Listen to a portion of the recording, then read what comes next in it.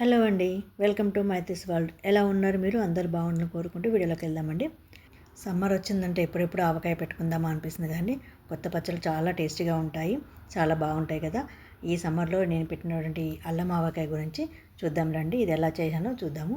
నేను ఒక 1 కేజీ అల్లం ఆవకాయ పెట్టానండి. దానికోసం నేను ముందుగా ఒక పావు కేజీ అల్లాన్ని, పావు కేజీ వెల్లుల్లిపాయలు కూడా శుభ్రంగా తీసి పెట్టుకున్నాను. వెల్లుల్లని పొట్టు తీసి పెట్టుకున్నానండి. ఇవన్నీ కొంచెం ఆరిన తర్వాత మిక్సీ పట్టుకోవాలి. అలాగే నేను మెంతులు కూడా ముందుగా కొద్దిగా డ్రైగా రోస్ట్ చేసుకొని లైట్గా ఫ్రై చేసుకొని పక్కన పెట్టుకుంటున్నాను. తర్వాత ఆవాలను కూడా మామూలుగా ఎండలో పెట్టుకొని పక్కన పెట్టుకున్నాను. ఎండలో కొద్దిగా ఎండిన తర్వాత మనం పొడి చేయడానికి ఈజీగా ఉంటుంది కాబట్టి ఇలా అన్ని పక్కన పెట్టుకొని ఇవన్నిటిని పౌడర్ చేసి పెట్టుకోవాలి. ఆవాలు, మెంతులు అన్నింటిని కూడా పౌడర్ చేసుకొని పక్కన పెట్టుకోవాలి. వీటి మెజర్మెంట్స్ మనం తర్వాత చూద్దామండి. ముందుగా ఇవన్నీ మనం చేసి పెట్టుకుంటే చేయడం ఈజీ అవుతుంది కాబట్టి అన్నీ ముందుగా రెడీ పెట్టుకోవాలి. తర్వాత ఈ అల్లం వెల్లిపాయలు కూడా బాగా ఆరిన తర్వాత ఈ పొట్టు తీసి అల్లం కూడా కడుక్కొని శుభ్రంగా చేసిన తర్వాత ఆరిన తర్వాత ఈ రెండు కలిపి కూడా మిక్సీ పట్టుకోవాలి.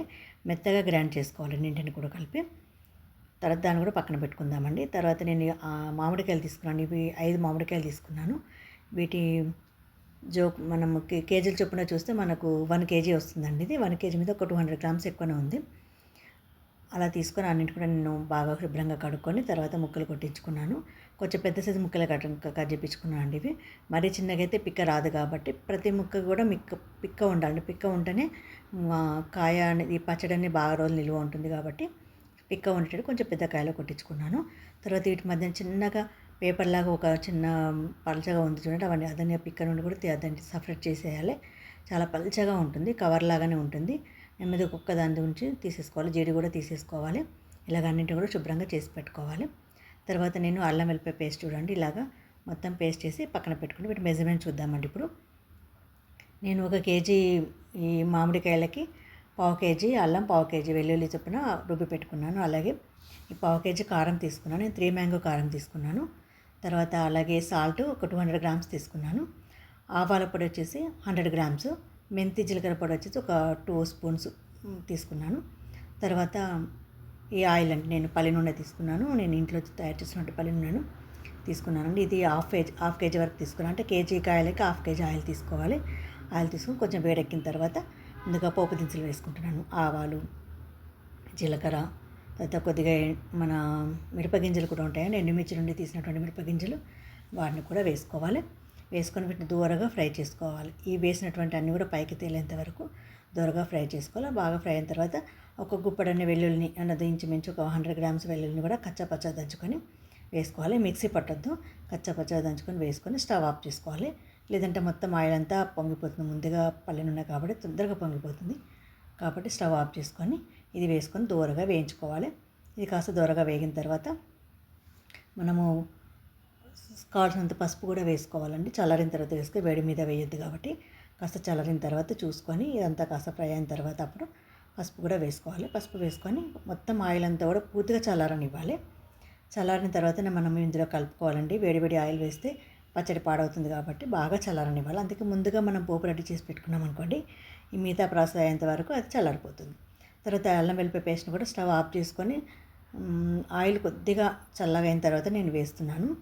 మామూలుగా పచ్చిదే కలుపుకోవచ్చు. నేను కొంచెం ఎందుకైనా మంచిదని చెప్పేసి కొంచెం ఎక్కడైనా తడి ఉన్నా పోతుందన్న ఉద్దేశంతో అని చెప్పేసి నేను ఆయిల్లోనే వేసేసుకున్నాను.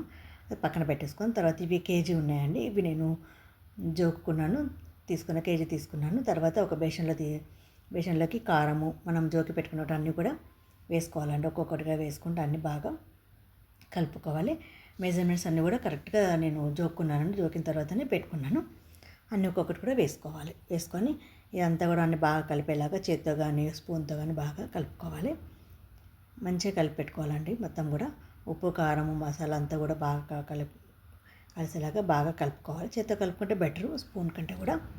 కలుపుకొని తర్వాత మనము ఈ చల్లారిపోయినటువంటి ఆయిల్ నుండి కూడా వేసుకోవాలండి. ఇందులో వేసుకొని కలుపుకోవాలి. ఇది కూడా అల్లం వెల్లిపాయ పేస్ట్ అంతా కూడా వేసుకొని నెమ్మదిగా చేత్తోని బాగా కలుపుకోవాలండి.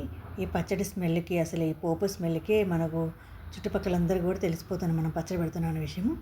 అలా పోపు మంచి స్మెల్ వస్తుంది. వెల్లుల్లిపాయ వేస్తాం కాబట్టి బాగా మంచి స్మెల్ వస్తుంది. చాలా బాగుంటుందండి ఇది. చెండులాగా నెమ్మదిగా అంతా కలిపి పెట్టేసుకోవాలి. ఆయిల్ అంతా కూడా ఉప్పు, కారానికి, మసాలాకి పట్టేలాగా మొత్తం బాగా కలుపుకోవాలి. తర్వాత మనం కట్ చేసి పెట్టుకున్న మామిడికాయలను కూడా కొద్ది కొద్దిగా వేసుకుంటూ వాటిని కూడా మొత్తం కలిపి పెట్టుకోవాలండి. ప్రతి ముక్కకి కూడా ఈ కారం అంతా కూడా పట్టేలాగా ప్రతి ముక్క కలిపేలాగా మనం స్పూన్తో కానీ చేత్తో కానీ మనకి ఎలా వీలైతే అలా బాగా కలుపుకోవాలి. కింద నుండి పైకి ప్రతి ముక్కకు పట్టేటట్టుగా కలుపుకోవాలండి. లేదంటే ఒకవేళ మీకు ముక్కలు బాగా ఎక్కువ అనిపిస్తే కాస్త ముక్కలు ఆపుకోవచ్చు, కానీ కరెక్ట్ కొలత సరిపోతుందండి. కేజీ ముక్కలకి పావు కేజీ కారము, 200 గ్రాముల ఉప్పు, 100 గ్రాముల ఆవాల పొడి, ఒక 2 స్పూన్ల మెంతి పొడి కరెక్ట్గా సరిపోతుంది.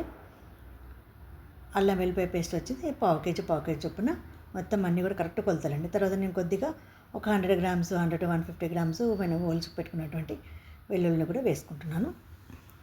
నేను కొంచెం వెల్లుల్లి ఎక్కువగా తింటాను కాబట్టి నేను ఎక్కువగా వేసుకున్నాను. ఇష్టం అండి, అది ఇది అనేది మన ఇష్టం అండి. ఎవరు కావాల్సినట్టు వాళ్ళు వేసుకోవచ్చు. అలా కలిపి ఒక గిన్నెలోకి ఎత్తుకున్నానండి. ఇది నెక్స్ట్ డే మళ్ళీ మనం కలుపుకోవడానికి వీలుగా ఒక గిన్నెలో తీసి పెట్టుకున్నాను. చూడండి నెక్స్ట్ డేకి ఎలా అయిపోయిందో పచ్చడి. మంచి ఆయిల్ అంతా కూడా బయకి తేలింది. తర్వాత మళ్ళీ మనం ఒకసారి కలిపి పెట్టుకోవాలి. తర్వాత 3వ రోజున కలుపుకుంటే ఇంకా బాగుంటుందండి. 3 రోజుల వరకు ఇంకా బాగా ముక్కకు కూడా ఉప్పు, కారం, ఆయిల్ అంతా పట్టేసి చాలా టేస్టీగా ఉంటుంది. ఇక 3 డేస్కి కలుపుకున్న తర్వాత మనం ఇందులో నిల్వ ఉంచుకోవడానికి కోసం వచ్చి నేను మడతమ్మని తీసుకున్నాను. నా దగ్గర చిన్న మడతమ్మని ఉంది, అందులో పెట్టేసుకుంటున్నాను.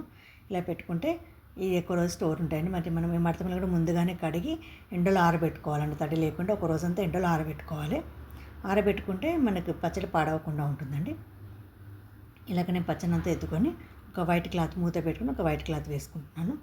వేసుకొని దీన్ని మనము స్టోర్ చేసుకోవాలండి. కావలసినప్పుడు మనం తీసుకొని కొద్ది కొద్దిగా చిన్న మడతమంలోకి కానీ చిన్న గాజు సీసాలో కానీ తీసుకొని వాడుకోవచ్చు. మీకు ఈ వీడియో కనుక నచ్చినట్టయితే గిట్ట లైక్ చేయండి, షేర్ చేయండి, కామెంట్ చేయండి, మరి సబ్స్క్రైబ్ చేసుకోవడం మొత్తం మర్చిపోకండి. ఈ సమ్మర్లో మీరందరూ కూడా కొత్త ఆవకాయ పెట్టుకొని ఎంజాయ్ చేస్తారని ఆశిస్తున్నాను. మరొక మంచి వీడియోతో కలుస్తానండి. ఇక ఉంటాను. Thank you very much. Bye.